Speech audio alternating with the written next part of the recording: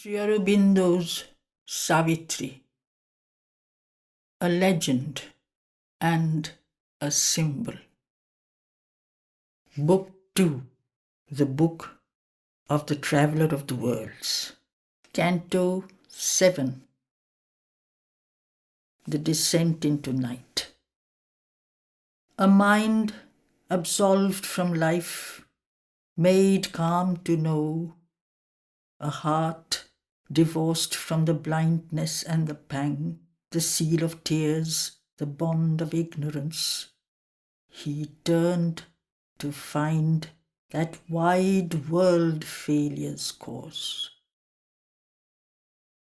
Away he looked from nature's visible face, and sent his gaze into the viewless vast, the formidable, unknown infinity, asleep behind the endless coil of things that carries the universe in its timeless breadths, and the ripples of its being are our lives. The worlds are built by its unconscious breath, and matter and mind are its figures or its powers. Our waking thoughts, the output of its dreams. The veil was rent that covers nature's depths.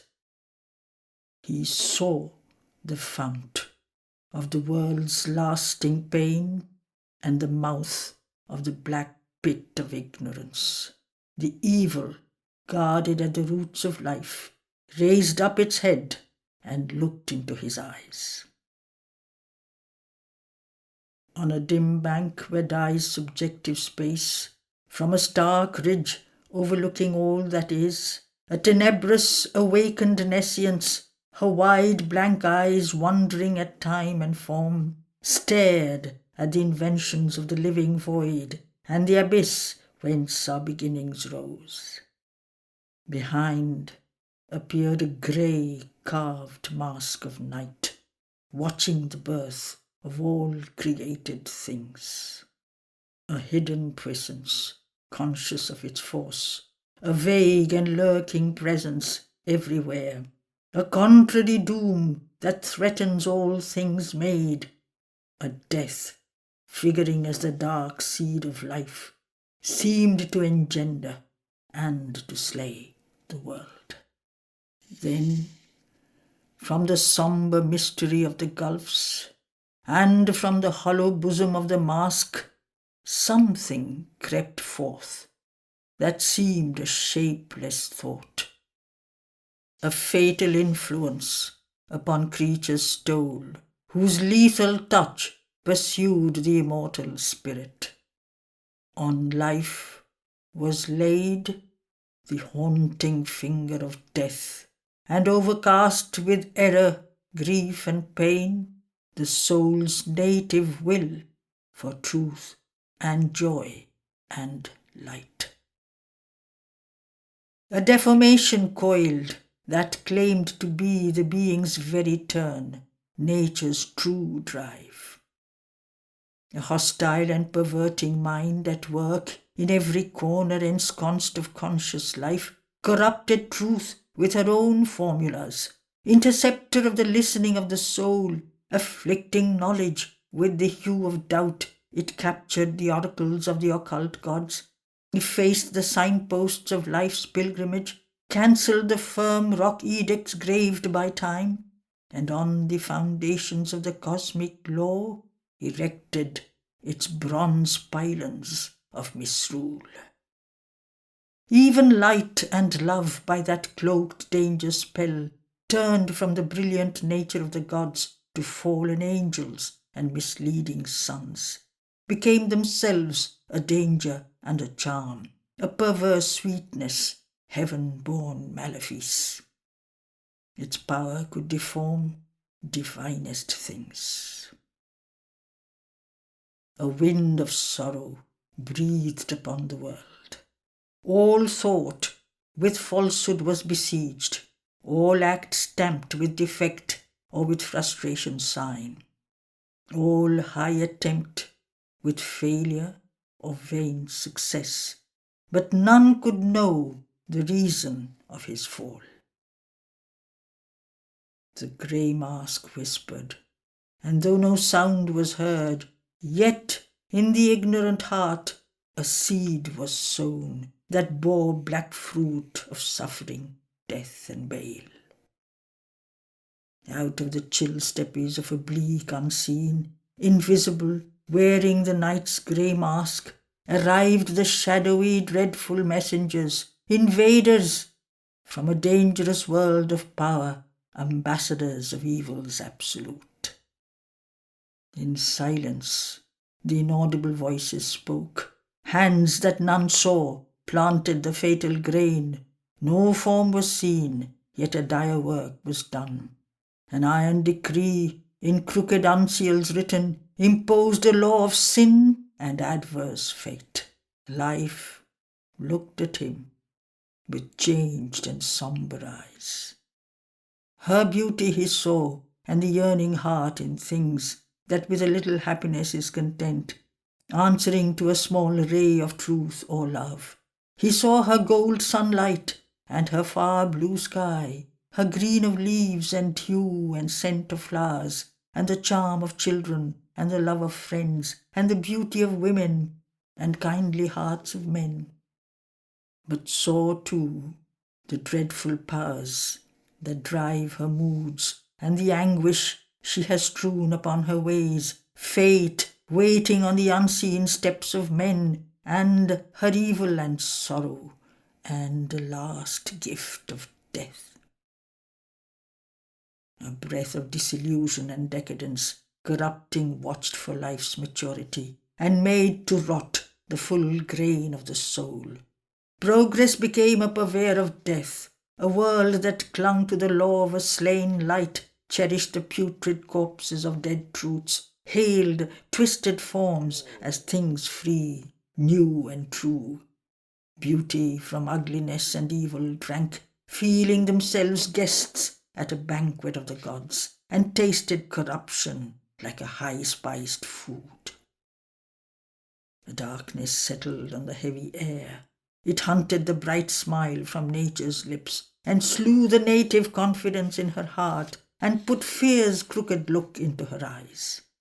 The lust that warps the spirit's natural good, replaced by a manufactured virtue and vice, the frank spontaneous impulse of the soul. Afflicting nature with the dual's lie, their twin values whetted a forbidden zest, made evil a relief from spurious good, the ego battened on righteousness and sin, and each became an instrument of hell. In rejected heaps, by a monotonous road, the old simple delights were left to lie on the wasteland of life's descent tonight. All glory of life was dimmed, tarnished with doubt. All beauty ended in an aging face. All power was dubbed a tyranny cursed by God, and truth a fiction needed by the mind. The chase of joy was now a tired hunt. All knowledge was left a questioning ignorance. As from a womb obscure he saw emerge the body and visage of a dark unseen, hidden behind the fair outsides of life. Its dangerous commerce is our suffering's cause. Its breath is a subtle poison in men's hearts. All evil starts from that ambiguous face. A peril haunted now the common air. The world grew full of menacing energies, and wherever turned for help or hope his eyes, in field and house, in street and camp and mart, he met the prowl and stealthy come and go of armed, disquieting, bodied influences. A march of goddess figures, dark and nude, alarmed the air with grandiose unease. Appalling footsteps drew invisibly near. Shapes that were threats invaded the dream light, and ominous beings passed him on the road, whose very gaze was a calamity. A charm and sweetness, sudden and formidable, faces that raised alluring lips and eyes, approached him, armed with beauty like a snare, but hid a fatal meaning in each line, and could, in a moment, dangerously change. But he alone discerned that screened attack. A veil upon the inner vision lay. A force was there that hid its dreadful steps. All was belied, yet thought itself the truth. All were beset, but knew not of the siege, for none could see the authors of their fall. Aware of some dark wisdom still withheld, that was the seal and warrant of this strength, he followed the track of dim tremendous steps, returning to the night from which they came. A tract he reached, unbuilt and owned by none. There all could enter, but none stay for long. It was a no-man's land of evil air, a crowded neighbourhood without one home, a borderland between the world and hell. There, unreality was nature's lord. It was a space where nothing could be true, for nothing was what it had claimed to be. A high appearance wrapped a specious void. Yet nothing would confess its own pretence, even to itself in the ambiguous heart. A vast deception was the law of things. Only by that deception they could live. An unsubstantial nihil guaranteed the falsehood of the forms this nature took and made them seem a while to be and live.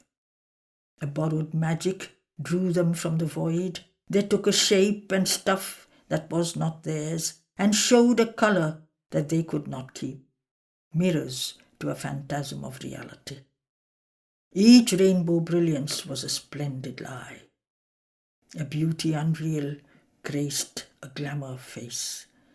Nothing could be relied on to remain. Joy nurtured tears, and good and evil proved, but never out of evil one plucked good. Love ended early in hate, delight killed with pain. Truth into falsity grew, and death ruled life. Power that laughed at the mischiefs of the world, an irony that joined the world's contraries and flung them into each other's arms to strive, put a sardonic rictus on God's face. Aloof its influence entered everywhere and left a cloven hoof mark on the breast. A twisted heart and a strange sombre smile mocked at the sinister comedy of life. Announcing the advent of a perilous form, an ominous tread softened its dire footfall, that none might understand or be on guard. None heard until a dreadful grasp was close. Or else all augured a divine approach, an air of prophecy felt, a heavenly hope, listened for a gospel, watched for a new star. The fiend was visible, but cloaked in light. He seemed a helping angel from the skies. He armed untruth with scripture and the law. He deceived with wisdom, with virtue slew the soul, and led to perdition by the heavenward path. A lavish sense he gave of power and joy, and when arose the warning from within, he reassured the ear with dulcet tones, or took the mind captive in its own net. His rigorous logic made the false seem true. Amazing the elect with holy law, he spoke as with the very voice of God. The air was full of treachery and ruse. Truth-speaking was a stratagem in that place. Ambush lurked in a smile, and peril made safety its cover, trust its entry's gate. Falsehood came laughing with the eyes of truth. Each friend might turn an enemy or spy. The hand one clasped ensleeved a dagger's stab, and an embrace could be doom's iron cage. Agony and danger stalked their trembling prey, and softly spoke as to a timid friend. Attack sprang suddenly, vehement and unseen. Fear leaped upon the heart at every turn, and cried out with an anguished, dreadful voice. It called for one to save, but none came near.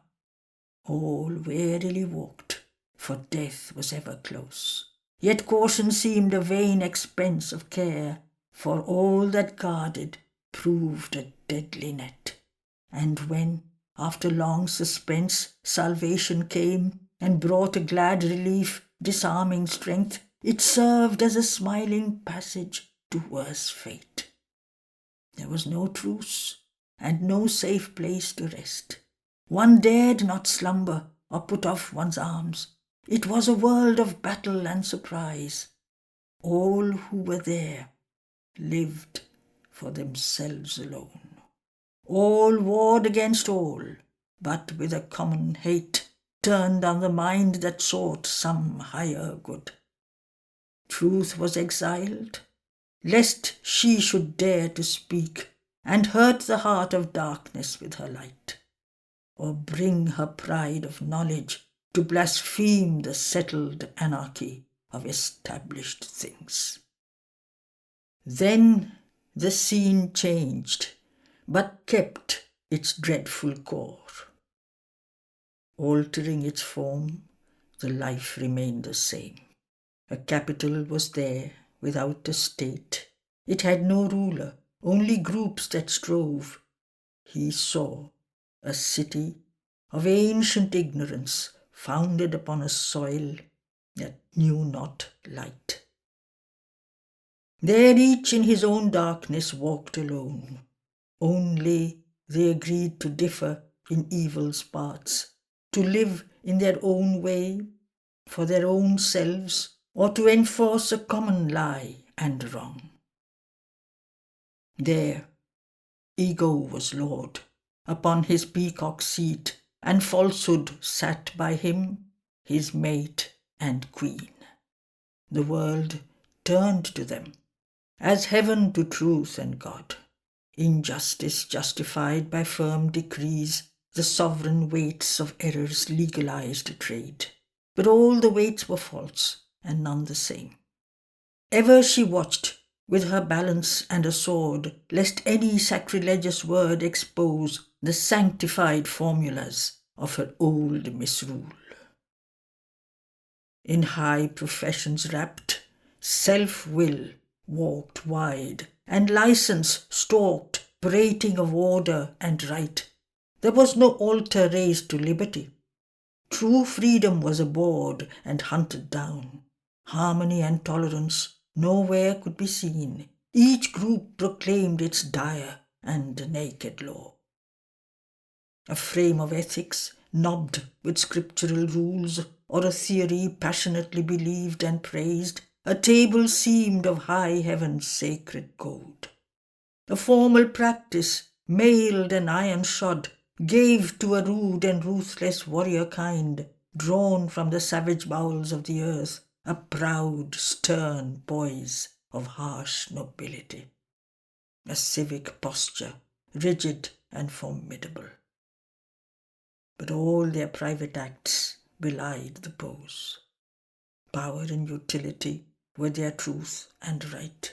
An eagle rapacity clawed its coveted good, beaks pecked and talons tore all weaker prey.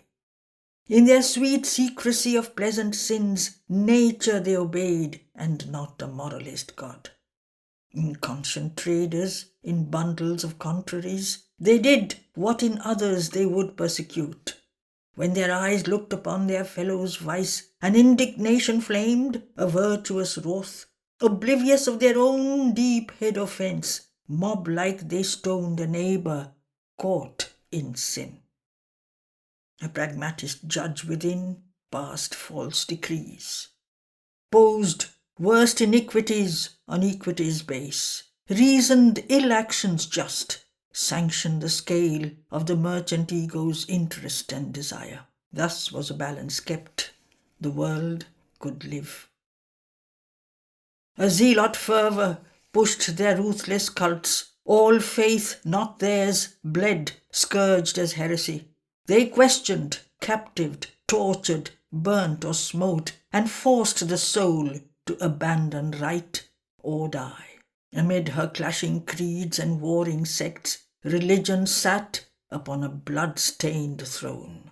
100 tyrannies oppressed and slew and founded unity upon fraud and force. Only what seemed was prized as real there. The ideal was a cynic ridicule's butt, hooted by the crowd, mocked by enlightened wits. Spiritual seeking wandered outcasted, a dreamer's self-deceiving web of thought, or mad chimera deemed, or hypocrite's fake. Its passionate instinct trailed through minds obscure, lost in the circuits of the ignorance. A lie was there the truth, and truth a lie. Here must the traveller of the upward way, for daring hell's kingdoms, winds the heavenly route, pause, or pass slowly through the perilous space, a prayer upon his lips, and the great name. If probed not all discernment's keen spear point, he might stumble into falsity's endless net. Over his shoulder often he must look back, like one who feels on his neck an enemy's breath. Else stealing up behind, a treasonous blow might prostrate cast and pin to unholy soil, pierced through his back by evil's poignant stake.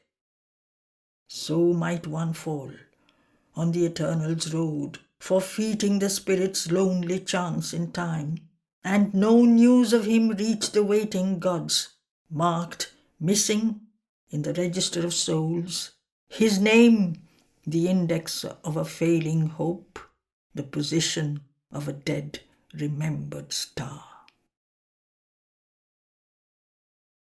Only was safe who kept God in their hearts, courage their armour, faith their sword. They must walk, the hand ready to smite, the eye to scout, casting a javelin regard in front, heroes and soldiers of the army of light. Hardly even so, the grisly danger past, released into a calmer, purer air, they dared at length to breathe and smile once more. Once more they moved beneath a real sun. Though hell claimed rule, the spirit still had power. This no man's land he passed without debate. Him the heights missioned, him the abyss desired. None stood across his way, no voice forbade, for swift and easy is the downward path. And now, towards the night, was turned his face. A greater darkness waited, a worse reign, if worse can be where all is evil's extreme. Yet to the cloaked, the uncloaked is naked worst. There God and truth and the supernal light had never been, or else had power no more. As when one slips in a deep moment's trance over mind's border into another world, he crossed a boundary whose stealthy trace eye could not see, but only the soul feel. Into an armoured fierce domain he came, and saw himself wandering like a lost soul amid grimed walls and savage slums of night. Around him crowded grey and squalid huts, neighbouring proud palaces of perverted power, inhuman quarters and demoniac wards. A pride in evil hugged its wretchedness, a misery haunting splendour pressed those fell, dun suburbs of the cities of dream life. There, life displayed to the spectator's soul the shadow depths of her strange miracle.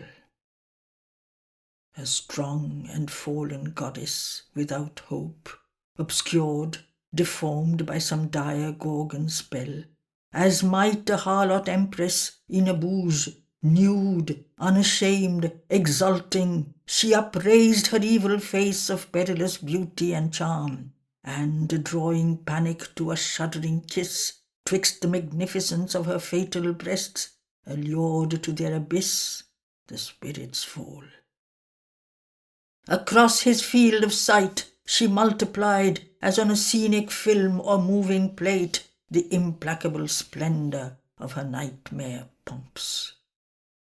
On the dark background of a soulless world, she staged between a lurid light and shade her dramas of the sorrow of the depths, written on the agonized nerves of living things. Epics of horror and grim majesty, wry statues spat and stiffened in life's mud. A glut of hideous forms and hideous deeds paralyzed pity in the hardened breast. In boots of sin and night repairs of vice, styled infamies of the body's concupiscence, and sordid imaginations etched in flesh, turned lust into a decorative art. Abusing nature's gift, her pervert skill immortalized the sown grain of living death. In a mud goblet poured the Bacchic wine, to a satyr gave the thyrsus of a god. Impure, sadistic, with grimacing mouths, grey, foul inventions, gruesome and macabre, came televisioned from the gulfs of night. Her craft ingenious in monstrosity, impatient of all natural shape and poise, a gape of nude, exaggerated lines gave caricature a stark reality. And art parades of weird, distorted forms and gargoyle masks, obscene and terrible, trampled to tormented postures the torn sense. An inexorable evil's worshipper, she made vileness great and sublimated filth. A dragon power of reptile energies and strange epiphanies of grovelling force and serpent grandeurs couching in the mire, drew adoration to a gleam of slime. All nature pulled out of her frame and base was twisted into an unnatural pose. Repulsion stimulated inert desire. Agony was made a red-spiced food for bliss. Hatred was trusted with the work of lust, and torture took the form of an embrace. A ritual anguish consecrated death. Worship was offered to the undivine. A new aesthesis of Inferno's art that trained the mind to love what the soul hates, imposed allegiance on the quivering nerves and forced the unwilling body to vibrate. Too sweet and too harmonious to excite, in this regime that soiled the being's core, beauty was banned, the heart's feeling dulled to sleep, and cherished in their place sensation's thrills. The world was probed for jets of sense appeal. Here, cold material intellect was the judge, and needed sensual prick and jog and lash, that its hard dryness and dead nerves might feel some passion and power, an acrid point of life. A new philosophy theorized evil's rights, gloried in the shimmering rot of decadence, or gave to a python force persuasive speech, and armed with knowledge, the primeval brute. Over life and matter, only brooding bowed, mind changed to the image of a rampant beast, it scrambled into the pit to dig for truth and lighted its search with the subconscious flares. Thence bubbling rose, sullying the upper air, the filth and festering secrets of the abyss. This it called positive fact and real life. This now composed the fetid atmosphere. A wild beast passion crept from secret night to watch its prey with fascinating eyes. Around him, like a fire with sputtering tongues, there lolled and laughed a bestial ecstasy. The air was packed with longings brute and fierce, crowding and stinging in a monstrous swarm, pressed with a noxious hum into his mind thoughts that could poison nature's heavenliest breath. Forcing reluctant lids, assailed the sight, acts that revealed the mystery of hell. All that was there was on this pattern made. A race possessed, inhabited those parts, a force demoniac, lurking in man's depths, that heaves suppressed by the heart's human law, awed by the calm and sovereign eyes of thought, can, in a fire and earthquake of the soul, arise, and calling to its native night, overthrow the reason, occupy the life, and stamp its hoof on nature's shaking ground. This was for them their being's flaming core, a mighty energy, a monster god, hard to the strong, implacable to the weak. It stared at the harsh, unpitying world it made with the stony eyelids of its fixed idea. Its heart was drunk with a dire hunger's wine. In others' suffering felt a thrilled delight, and of death and ruin the grandiose music heard. To have power, to be master, was sole virtue and good. It claimed the whole world for evil's living room, its party's grim totalitarian reign, the cruel destiny of breathing things. All on one plan was shaped and standardized, under a dark dictatorship's breathless weight. In street and house, in councils and in courts, beings he met who looked like living men and climbed in speech upon high wings of thought, but harboured all that is subhuman, vile, and lower than the lowest reptiles crawl. The reason, meant for nearness to the gods and uplift to heavenly scale by the touch of mind, only enhanced by its enlightening ray their inborn nature's wry monstrosity. Often, a familiar visage studying, joyfully encountered at some dangerous turn, hoping to recognize a look of light, his vision warned by the spirit's inward eye, discovered suddenly hell's trademark there, or saw with the inner sense that cannot err, in the semblance of a fair or virile form, the demon and the goblin and the ghoul. An insolence reigned of cold, stone-hearted strength, mighty, obeyed, approved by the Titan's law, the huge laughter of a giant cruelty, and fierce glad deeds of ogre violence. In that wide, cynic den of thinking beasts, one looked in vain for a trace of pity or love. There was no touch of sweetness anywhere, but only force, and its acolytes, greed and hate.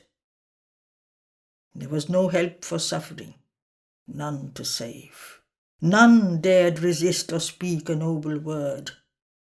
Armed with the aegis of tyrannic power, signing the edicts of her dreadful rule, and using blood and torture as a seal, darkness proclaimed her slogans to the world.